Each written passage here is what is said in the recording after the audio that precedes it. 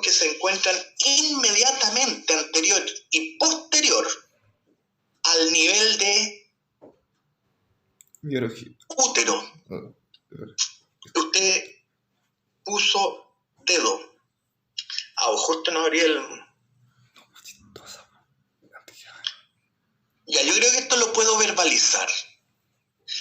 La idea es que la materia viva, Nicole, está ordenada en niveles crecientes de complejidad. Es como ir subiendo una escalera, Nicole.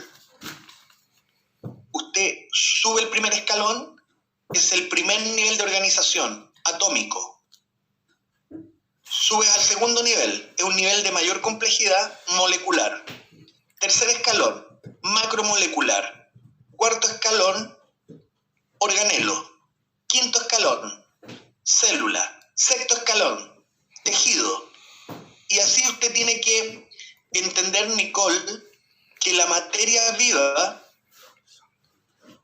tiene una peculiaridad que es la que está organizada en distintos escalones de complejidad. Entonces la pregunta es, para el escalón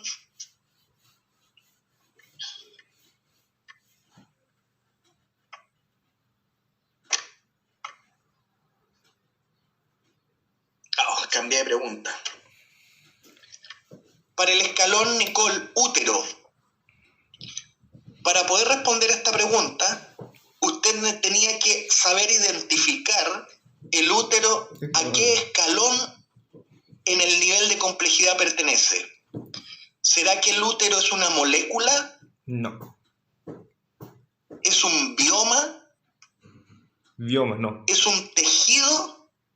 ¿O es una macromolécula? ¿Qué es el útero? Organelo. Entonces usted debe entender de que el útero, señorita, está en relación a la reproducción humana. Forma parte de un sistema de órganos llamado sistema reproductor humano, del que no solo participa el útero, sino muchos órganos, por el trompa de falopio, los ovarios, los órganos sexuales y el útero. El útero, Nicole, partía de la premisa el que usted era capaz de identificar al útero como un órgano, pertenece al nivel de órgano. El útero es un órgano reproductor. Entonces la pregunta, una vez que usted me identifica en el peldaño que corresponde, órgano, la pregunta es más simple. ¿Cuál es el nivel que antecede al nivel de órgano? ¿Y cuál es el que lo sucede? ¿Qué nivel está antes del nivel de órgano y quién es el que está posterior? Y un órgano, señorita, el nivel de órgano lo antecede el nivel de tejidos. El nivel tejido es un escalón anterior al nivel de órgano. El escalón posterior al que viene luego del nivel de órgano es el de sistema de órgano. En particular el útero, Nicole, pertenece al sistema reproductor. En consecuencia, la alternativa correcta es casa y no dedo. Lo que antecede al útero en tanto nivel de organización no es órgano, porque el útero es un órgano. Él es el órgano. Y la pregunta era respecto de el útero, en tanto órgano, ¿qué nivel de organización anterior tiene? La alternativa 5 dedos no tiene sentido, Nicole. No corresponde. O leíste mal la pregunta, no sé. Pero la pregunta es clara, dice, los niveles biológicos que se encuentran inmediatamente anterior, antes de útero.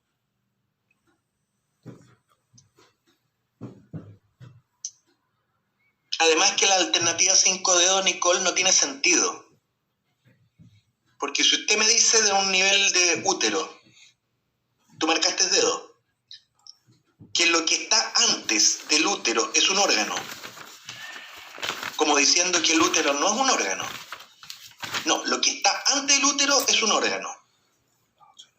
Pero lo que está después del útero es un sistema de órganos. Entonces, ¿sabes a quién deja en la alternativa dedo entre medio? Si usted me dice que antes del útero hay un órgano, y luego del útero hay un sistema de órganos, ¿sabes a quién estás dejando al medio? A nadie, porque no hay ningún nivel de organización entre órgano y sistema de órganos. Tu alternativa, Nicole Lacayo, dedo, no tiene sentido.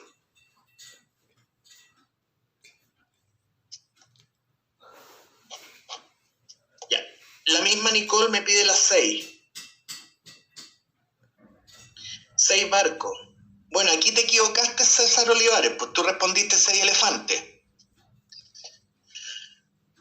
A lo mejor a usted, César, le interesa que respondamos con usted. Marcaste 6 elefantes, César. La Nicole Lacayo respondió casa y era barco. ¿Cuál de las siguientes propiedades del agua explica por qué constituye el medio que ocurre la mayoría de las reacciones del metabolismo? Además, constituye el medio para el transporte de nutrientes y para la eliminación de desechos. ¿Tú has pensado, Nicole, por qué los seres vivos tenemos tanta agua? Debiste haberlo pensado esto, porque forma parte de tu curso de biología el haber formulado esa pregunta en clases. ¿Cuál es la razón de que la materia viva tenga tanta agua?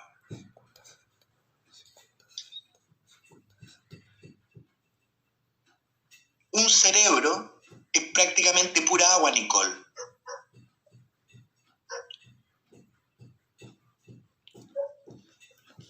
¿Por qué hay tanta agua? Porque el agua cumple varias funciones, Nicole, César. Y en virtud de ciertas propiedades físicas del agua es capaz de desempeñar una serie de roles. Y acá le están preguntando, de todas las propiedades del agua, ¿cuál explica el que el agua sea usada como medio en el que se verifiquen las reacciones del metabolismo? ¿Cuál de todas las propiedades que tiene el agua sirve para que el agua sea usada como transporte de nutrientes? ¿Cuál de todas las propiedades que tiene el agua se usa para permitir la eliminación de desechos? ¿Tendrá que ver algo el calor de vaporización que marcó?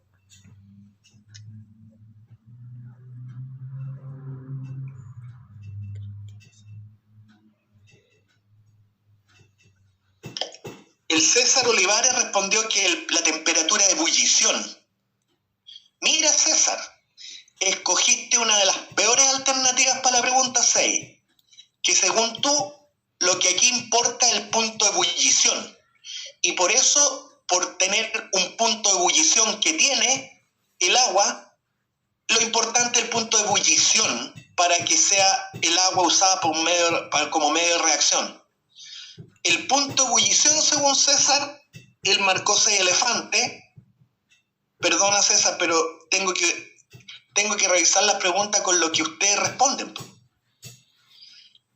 Parece que tú privilegiaste la propiedad de punto de ebullición, que es la temperatura, César, a la que el agua líquida empieza a pasar a vapor.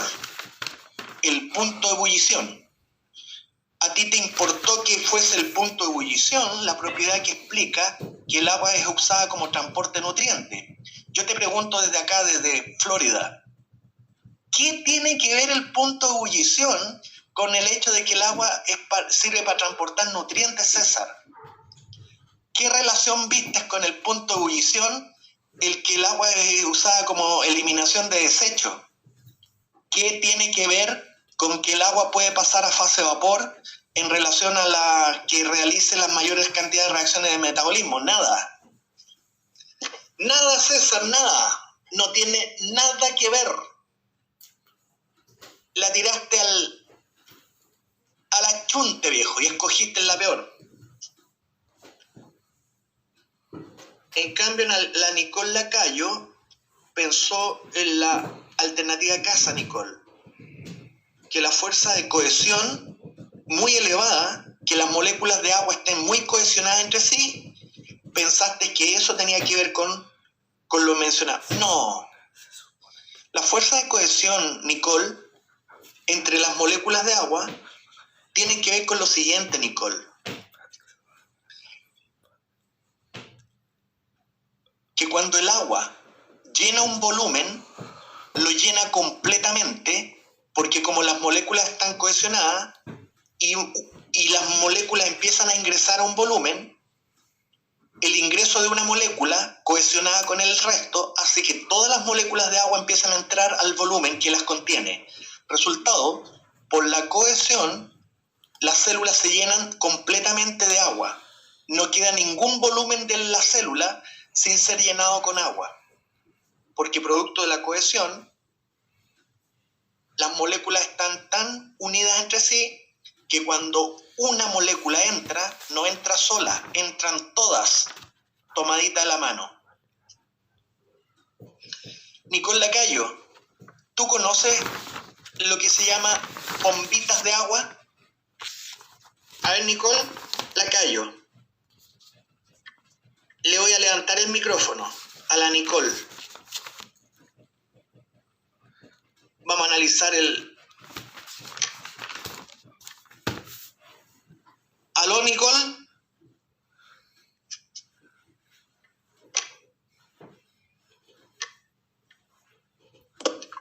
Hola, Nicole. Hola, profesor. Buenos días. Hola, buenos días. ¿Tú conoces lo que se llaman bombitas de agua? Sí. A ver, explíqueme, ¿qué es una bombita de agua? Son pequeñas bombas de plástico. Claro. Exacto. Llenas de agua. Y si tú le tiras una bombita de agua a una compañera tuya, le puede caer como un piedrazo, ¿cierto? Porque son duras. Uh-huh. Eso sucede, Nicole, porque el agua tiene una propiedad de que está tan altamente cohesionada que cuando tú llenas la bolsita de plástico, el agua que ingresó a la bolsita de plástico termina por llenar todo el volumen. Y eso da turgencia. Las células, Nicole, cuando se llenan de agua, se vuelven turgentes, que es lo que necesitan. Pero para el fenómeno de turgencia tú puedes usar el alto poder de cohesión. O para explicar que estos insectos que caminan sobre el agua, aprovechando la elevada tensión superficial que un fenómeno relaciona a la fuerza de cohesión del agua, hay insectos que caminan sobre el agua, porque las moléculas de agua están todas muy unidas. Entiendo. O la otra razón que tú puedes argumentar con la fuerza de cohesión, Nicole, es que las plantas, Nicole, capilaridad, eso fue exactamente. Eso fue lo que me llevó a poner esa porque decía transporte de nutrientes, entonces pensé, las plantas hacen eso con la capilaridad, entonces fue como... Ya entiendo tu razonamiento. Claro, es que el agua es el medio nomás. El agua tiene la capacidad de que como las hojas están evaporando agua, esa es la fuerza que permite a la columna de agua levantarse, porque en las hojas están evaporándose el agua, pero disuelta en el agua, no por un fenómeno de cohesión, sino que disuelta en el agua, porque el agua tiene un alto poder disolvente. Ahí tú llevas sacarosa, llevas aminoácidos, llevas todo lo que la plantita necesita, pero porque el agua es un solvente con una capacidad de disolver. Entiendo el razonamiento, pero la cohesión, niña, tiene que ver con la parte física, cómo se levanta la columna de agua. Ya entendí. Nos explica por qué las cosas van siendo transportadas en el agua. Okay. La explicación es que el agua es un muy buen solvente, niña, un solvente polar. Es capaz de disolver sales iónicas, compuestos polares, hasta las moléculas anfipáticas se pueden disolver en agua.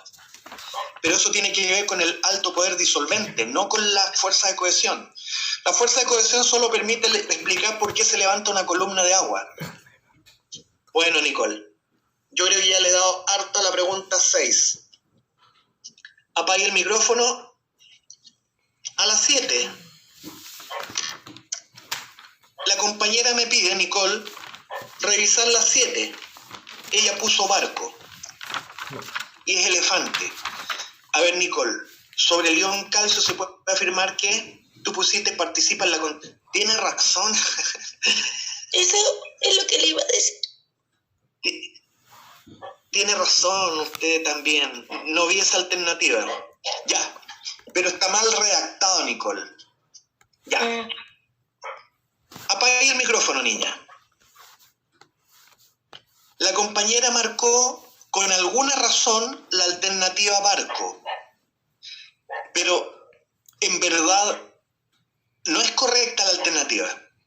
Lo que debió haber dicho que el calcio participa no en la conducción, no tiene nada que ver en la conducción del impulso, sino que tiene que ver en la transmisión del impulso en la sinapsis, que es distinto, Nicole. El calcio no tiene nada que hacer durante la conducción de un impulso nervioso en la célula neuronal. El que participa de la conducción son flujos de iones sodio y potasio. Lo que usted creyó leer y lo que yo creí leer apenas leí la alternativa 7 barco es que el calcio sí tiene que ver, pero no en la conducción, sino en la transmisión del impulso desde una neurona a otra en la sinapsis, pero que es otra cosa. Para que haya sinapsis participa el calcio. Para que un impulso sea transmitido en la sinapsis, ahí hay participación del calcio. Pero el calcio, Nicole, no tiene nada que ver con la conducción del impulso en la membrana, porque eso es una tecla, eso es un resorte del ion sodio y potasio. A ver, alguien está enviando un chat. ¡Auch! César Olivares me sigue mandando dudas. A ver, César, la 8:10, pero César, usted hace caso omiso a las instrucciones. Le pedí que me enviara lo que usted respondió, pues César, si no llego a la pregunta 8 que tú me pides, como yo no sé lo que usted respondió, como yo no sé lo que usted quiere que yo vea en la pregunta 8, puedo estar media hora con la pregunta 8. Quiero que me amarres tu duda, pues César. Ya lo he dicho ya varias veces, César. Envíame la pregunta, el número y con la alternativa que tú respondiste como para saber para dónde se te arrancó la moto. Aquí usted ya me envió esto. No, el muchacho ya me envió excepto en la 13. Me ponen la 13 y no me dicen la pauta. La 14 tampoco. Te falta la 13 y la 14, César. Espérate.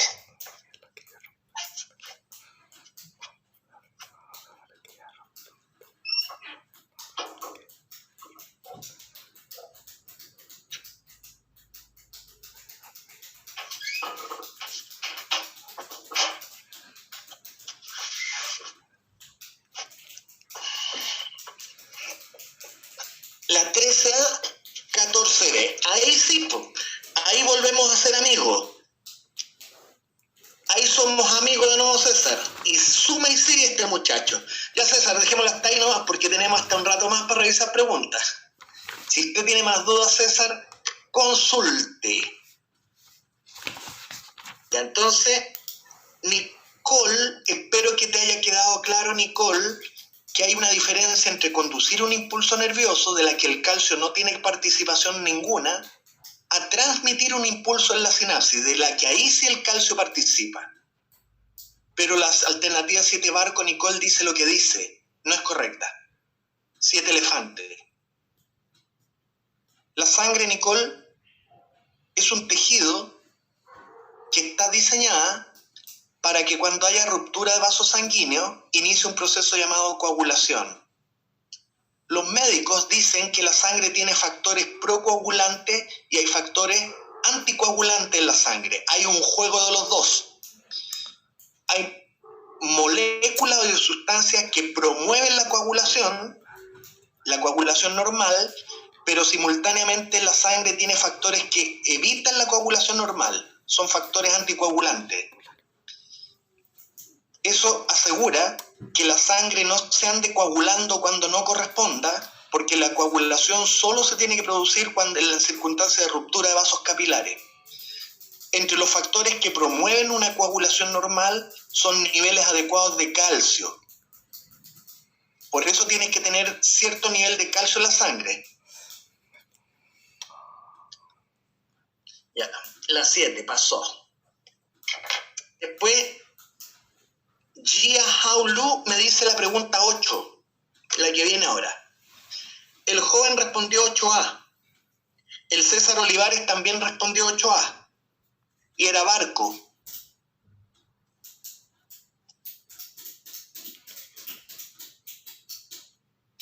Bueno, la pregunta 8A es un error biológico. El que usted haya escogido Jia Hao Lu, la alternativa árbol. Lo mismo vale para ti, César, que es un error biológico que tú ya hayas escogido árbol, porque es cierto que la celulosa es un polisacárido que forma en la pared celular. Eso es verdura. Pero entiende que la afirmación 8 árbol tiene otra parte en la afirmación. Perdona, la pregunta tiene otra parte en la afirmación que habla sobre el almidón. No, vos, alumno. El almidón nunca ha sido una macromolécula que forma parte de la pared celular. El almidón es lo que se produce en los cloroplastos. Producto de la fotosíntesis se forman los azúcares, la gliceraldehído trifosfato, que luego los gliceraldehído trifosfatos se convierten en glucosa y la glucosa eventualmente en almidón. El almidón nunca ha servido para formar la pared. El haber respondido 8 árbol, Gia y César me está diciendo a mí acá en Florida, USA, que ustedes dos necesitan estudiar no un poquito, bastante más, porque relacionaron de muy mala manera el rol del almidón. No tiene rol estructural. El almidón es un polisacárido que opera como reserva de energía. Se almacena en los plastidios, en lo que los cloroplastos producen y almacenan luego de la fotosíntesis. Escogieron los dos una muy mala alternativa, joven. Lo que sí tienen en común que los dos son cadenas de polisacárido constituidas del mismo monosacárido, se llama glucosa. Los dos son polímeros de una unidad básica llamada glucosa. Eso es lo único que tienen en común. Pero mientras uno sirve para una cosa, la celulosa sirve para formar la pared, el almidón sirve para otra cosa, para servir de almacén. Yo creo que haber marcado 8 árbol refleja que se tienen que poner las pilas, jóvenes, a estudiar. Eso es. Un tirón de orejillas. Y la pía, mira que la pía Vicuña marcó casa. ¿Dónde está la pía Vicuña? Son sintetizados por plantas y animales. No pía. No. Na invite. No es verdad. Lo que usted cree verdad, aquí está la pía. Con carita de pena.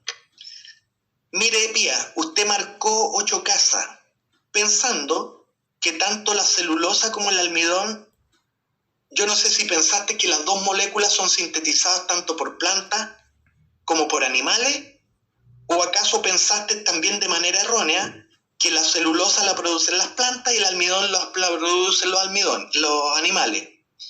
En cualquiera de los dos modos que hayas pensado, la alternativa casa es incorrecta, porque el almidón, señorita, nunca ha sido fabricado por los animales.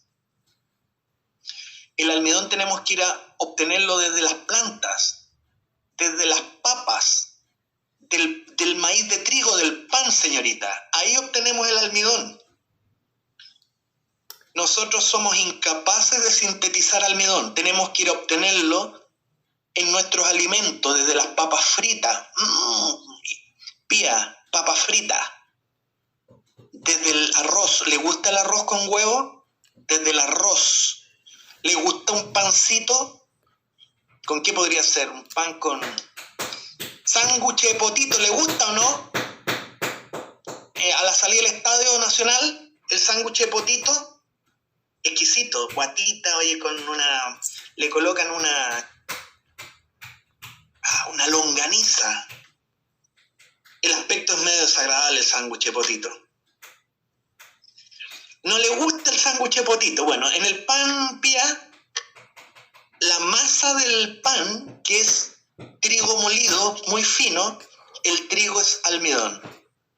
Pero eso lo producen las plantas, niña. ¿Cómo vas y me marcas casa?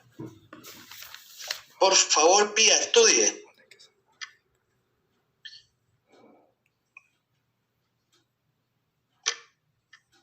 A ver, ¿qué me manda a decir esta chiquilla?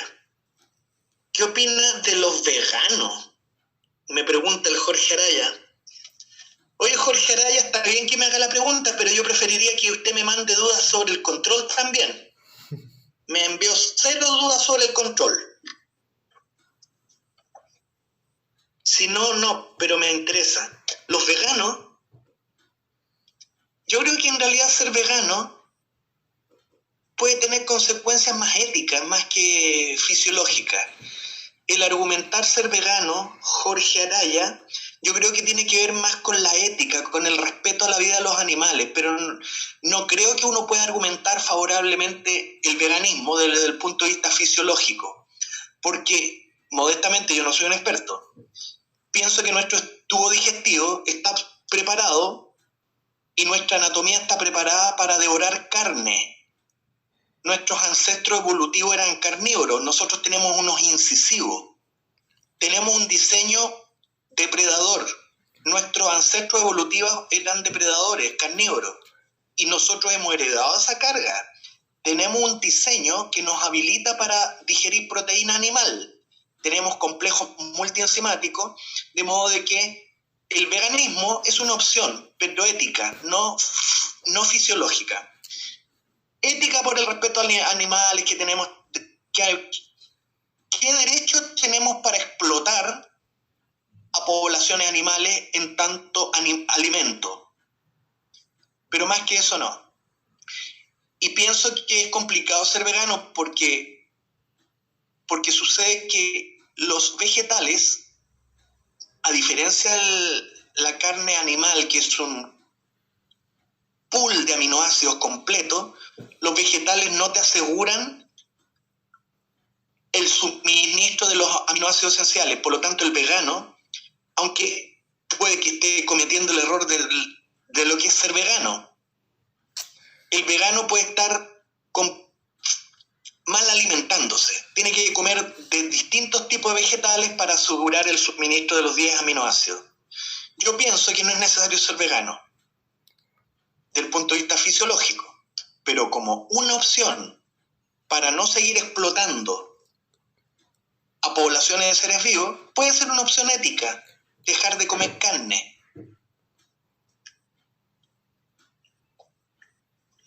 Nicole Lacayo dice, ¿por qué la D está mala?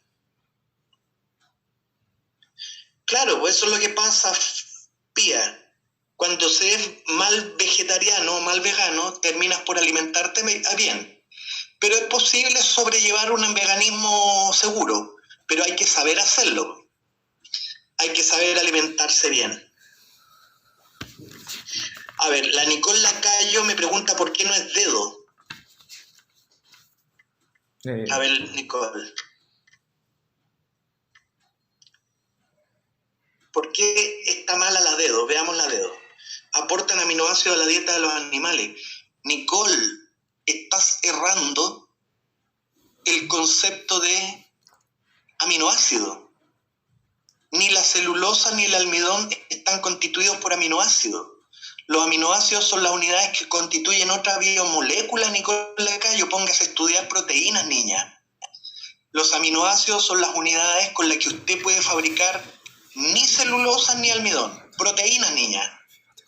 La D es una alternativa muy mala. Y usted me pregunta sobre el D. E. Oh. Las plantas lo ocupan para... Pero Nicole Lacayo, ya argumenté respecto de el rol que le compete a la celulosa. Nicole, no me puso atención. La alternativa 8 elefante es insatisfactoria, porque alegaría que tanto la celulosa como el almidón sirven para almacenar energía, Nicole Lacayo, y eso no es así. La celulosa, no se espera de ella, almacena energía. El rol de la celulosa es otro. Averígüelo. Por lo tanto, no es la alternativa 8 elefante, porque no es rol de la celulosa almacenar energía.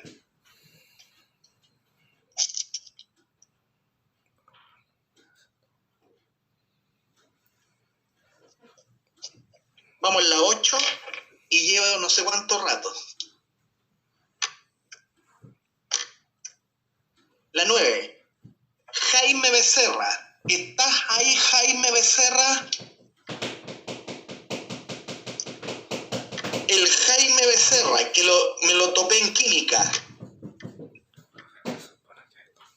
¿Está Jaime Becerra en el curso en este minuto?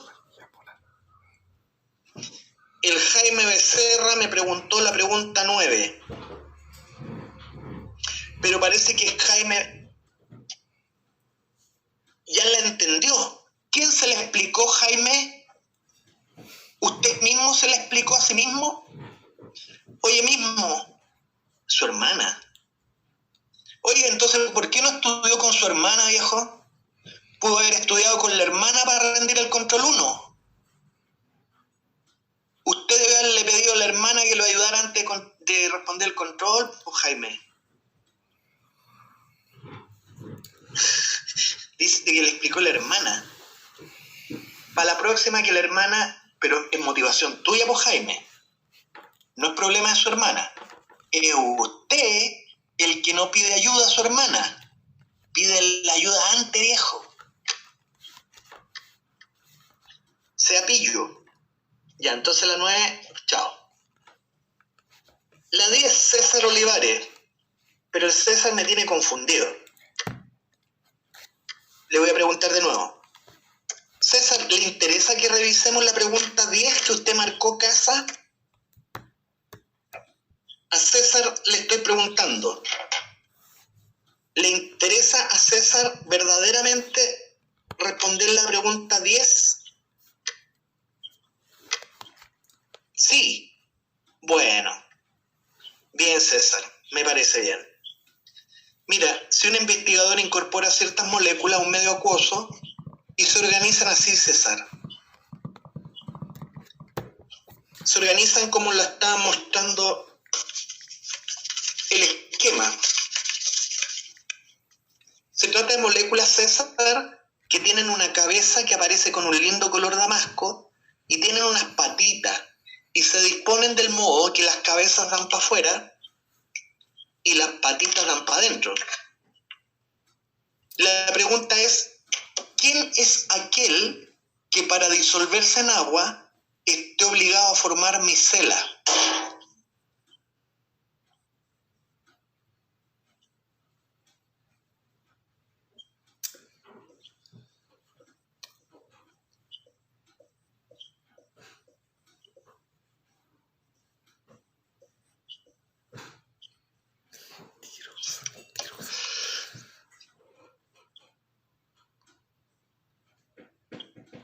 César, lo que te estoy mostrando es lo que tú observarías desde afuera, desde la micela, cuando está en contacto con el agua.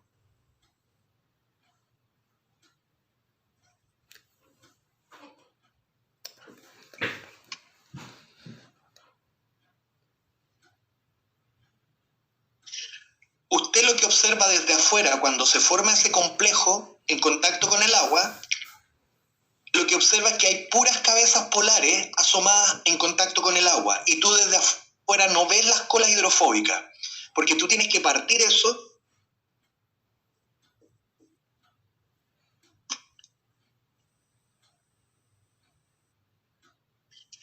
Usted tiene que partir por la mitad de esa micela y recién descubrirían lo que está pasando.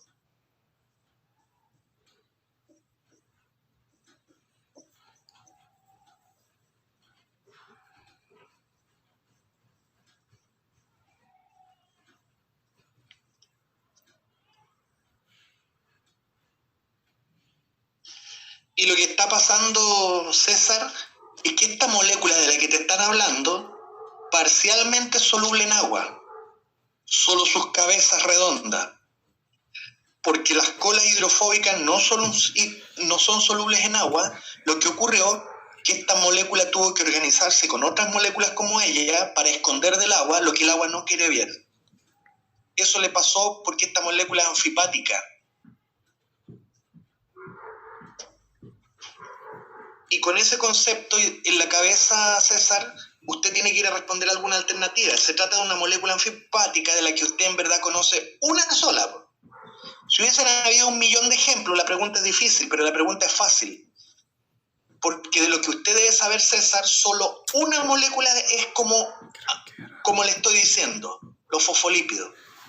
Lo que está representando ahí Asenjo en la pregunta es que son muchas moléculas de fosfolípidos que se han organizado para esconder del agua los ácidos grasos y exponen al agua las cabezas con carga eléctrica. La pregunta 10,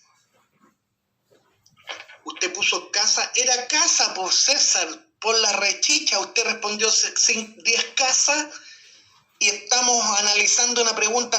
César, ¿no me entendiste lo que...? Vamos a llevarnos el resto de la clase. César, por favor, no me castigue. Le pedí que me enviaran por el chat las preguntas que quieren usted que revisemos, pero no me envíen las preguntas que respondiste bien, pues César. No me castigues. Trato de estar feliz acá en mi casa y usted me va a volver loco. No me diga loco.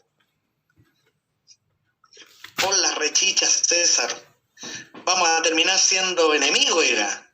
¿Qué le pasa a César?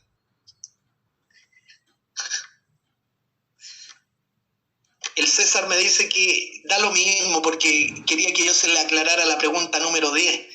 Oye, César, voy a presumir de que usted le achuntó a la pregunta 10 casa. No me diga eso, pues César. Le achuntó. Parágito con el César, vamos a terminar siendo enemigos. Ya. Nicole Lacayo también me respondió 10 casas y estaba correcto. ¿Qué pasa con la Nicole? Envíenme las preguntas que tengan. Dice que estaba complicada la pregunta, César. Más o menos, César, nomás. La pregunta 10 es para el pueblo, César. Es una pregunta que debiera cualquier estudiante ser capaz de responder.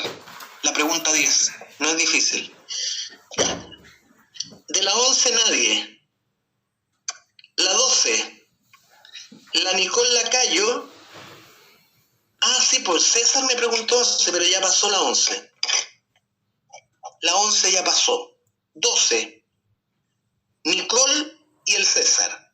El César de nuevo, el César, me respondiste que respecto a la 12, usted César respondiste dedo. Y dedo era la respuesta correcta, pues César. Me va a volver loco el César. Estoy que me vuelves loco, César. Le voy a responder a la Nicole. Casa. A ver, Nicole Lacayo. Usted respondió casa y era dedo. Mira, Nicole, es grave el que haya respondido casa, porque casa contempla la única afirmación 3 romano que no formaba parte de la respuesta correcta. Tú consideraste que correcto era justamente aquello que no era parte de la respuesta, lo cual, conceptualmente hablando, es grave.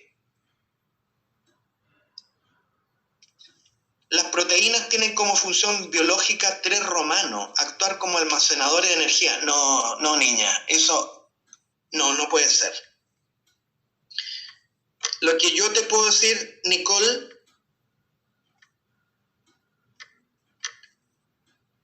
que si usted me responde la pregunta 12, casa, yo puedo tener un comentario al respecto, Nicole. Ah, respondió elefante. me pusiste, yo anoté, no sé si te equivocaste tú o me equivoqué yo, tengo 12 casas acá, ya, 2 elefantes. Si tú respondiste elefante, tienes perdón de Dios. Usted, Nicole Lacayo, tiene perdón de Dios. Y del profesor también. Porque en parte, algo de verdad tiene elefante, pero cometiste un error romano. Las proteínas, No me sé nada. en general, 7-7.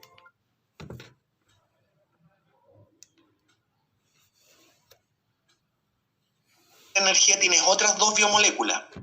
Tú sabes, Nicole Lacayo, quiero que me respondas por el chat. Ahora, ¿cuáles son las 2 biomoléculas que se debieran usar como almacén de energía? Carbohidrato y lípido. ¿Cuáles son las biomoléculas que deben ser usadas correctamente como almacén? Lípido y carbohidrato. Está bien, glúcido, carbohidratos, pero tienes que ser más específica. ¿Qué carbohidrato en particular? ¿Cuál de todos los carbohidratos se desempeña como almacén de energía? Está bien, me dice el lípido, pero me tienes que especificar, Nicole, ¿qué carbohidrato y qué lípido? Está pensando. Se demora mucho. Te estás demorando mucho porque aparte que esto era una revisión de un control. Jorge Araya, muy ambigua tu respuesta, Jorge Araya, polisacárido. ¿Qué tienes que especificar? ¿Qué polisacárido, Jorge Araya? Estás dando palos de ciego. A ver en la clase, oye. A ver, la pregunta va a todos. ¿Cuáles son las biomoléculas cuyo rol es servir como almacén de energía? No, la glucosa no.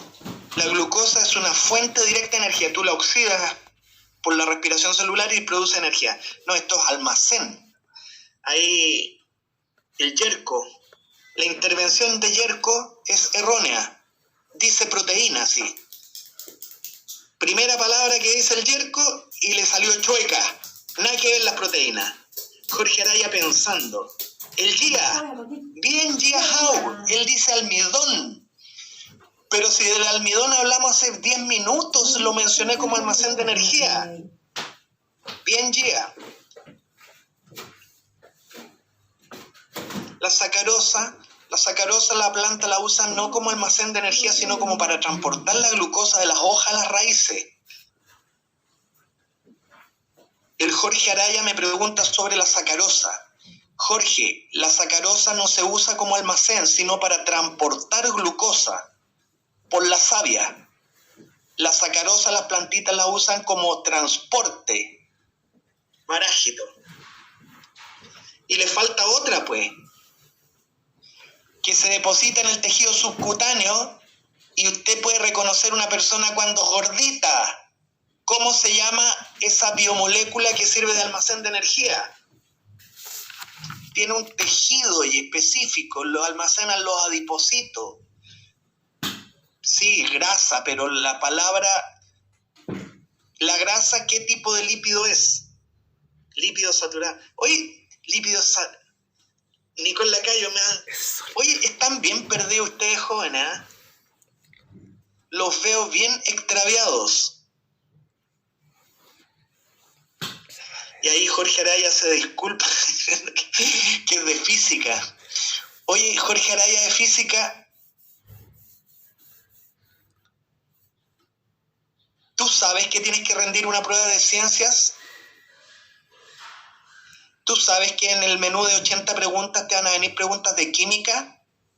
¿Tú crees que a la evaluadora le importa algo que usted esté en física mención?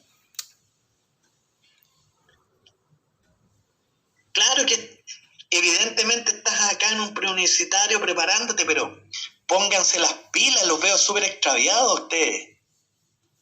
La otra molécula, joven, que sirve de almacén de energía, como alguien dijo ahí dando palo de ciego, lípidos. Pero fue muy ambiguo eso. triglicéridos, compadre. Triglicéridos, que son una clase de lípidos saponificables constituidos por glicerol a los que se ha esterificado 3 ácidos grasos, los triglicéridos.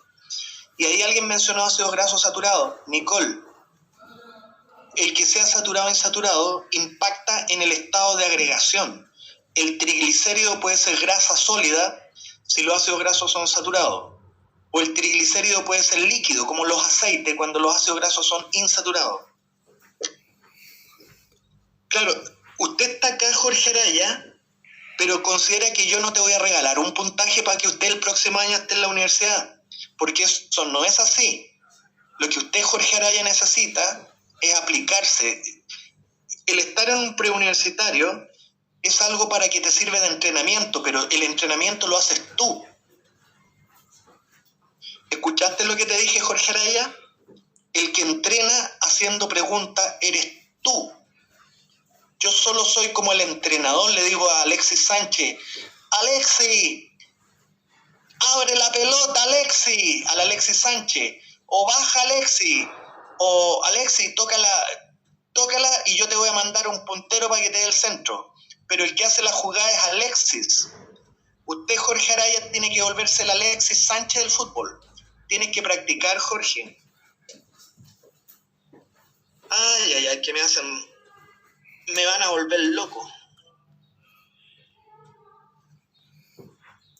Claro, pues Jorge. Mira, es importante lo que Jorge Araya me está diciendo. Eso de detectar las debilidades, alumno. Eso ya, tú, Jorge, ya has avanzado un pie. Detectar las debilidades de uno. Porque tú tienes que, una vez que detectes tus debilidades, Jorge, que ya lo hiciste, tienes que ese frente ir avanzando, tienes que asegurar ese frente, tienes que colocar un batallón ahí para defender ese frente, porque si no el enemigo te va a entrar por ese lado. Y colocar un batallón significa que usted, Jorge Araya, a lo mejor puede significar que la física la dejes tranquila un rato. Deje tranquila la física, dedícate más a la biología. Tal vez eso pueda significar, pues. Usted tiene que tener más estrategia, Jorge. Si tú detectas que tienes malas bases en química y en biología, a lo mejor la estrategia te dice, voy a dejar tranquilo un poco mi mención y voy a esforzarme un poquitito más en las comunes, porque ahí está mi flanco. Puede ser, eso es algo que tú tienes que ir viendo. Yo preferiría que avances en física, pero también avances en química y en biología, en todo tu frente. Y el modo de hacerlo es practicar. En este instante, Alexis Sánchez está practicando los tiros libres, Jorge Araya. Está pateando la pelota sobre la defensa ante la eventualidad de que el próximo tiro libre lo tenga que patear él, en el Inter de Milán. Está practicando. Tú tienes que hacer como Alexis Sánchez, practicar, Jorge. No quedarse tranquilo en la casa pensando que está todo bien, porque no está todo bien. Las cosas no están bien. Ya. Un poco de coaching para los estudiantes. Hay que estudiar, jóvenes. La pregunta 13, la Pía. ¿Está Pía? Mira, estamos en la pregunta 13 y ya está por terminar la hora. Son las 12:30. Me quedan 10 minutos. Pía. Aquí está Pía. Pía, le voy a levantar el micrófono porque usted tiene la pregunta. Voy a ver qué pauta tiene la 13. Usted dijo que respondió Barco.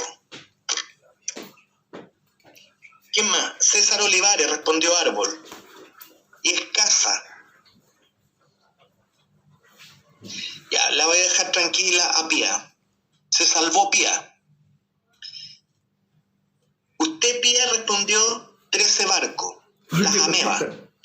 Y el César Olivares, César, tú respondiste que las células del riñón. Ni lo uno ni lo otro. Era Casa. La presencia de ribosoma. Bueno, el que te digan ribosomas, Pía, César, es poco indicativo. Porque un ribosoma existen todos los tipos celulares. No sirve de gran ayuda el que te hayan dicho ribosoma, porque con el ribosoma no discriminas. Es como, oye, tengo que hablar con una persona, ¿sí? ¿Con quién? Con alguien que tiene, qué sé yo, cerebro o dos ojos. Pero si todos tienen dos ojos, todas las células tienen ribosomas, joven. Yo tendría que usar como criterio de discriminación, membrana tampoco me sirve, po. Pía, el que me hayan dicho que mi célula tenga membrana ayuda poco, porque no discrimina. César, el que tu célula tenga membrana no ayuda en la discriminación, porque todas tienen membrana. Yo tengo que pensar en una que tenga plasmidio. Y aquí yo le pregunto, ya Pía, le voy a levantar el micrófono. Lúzcase. Aló, Hola. Pía. Hola, Pía. ¿Te cuenta? No, aquí ando. ¿Cómo va? ¿Todo bien?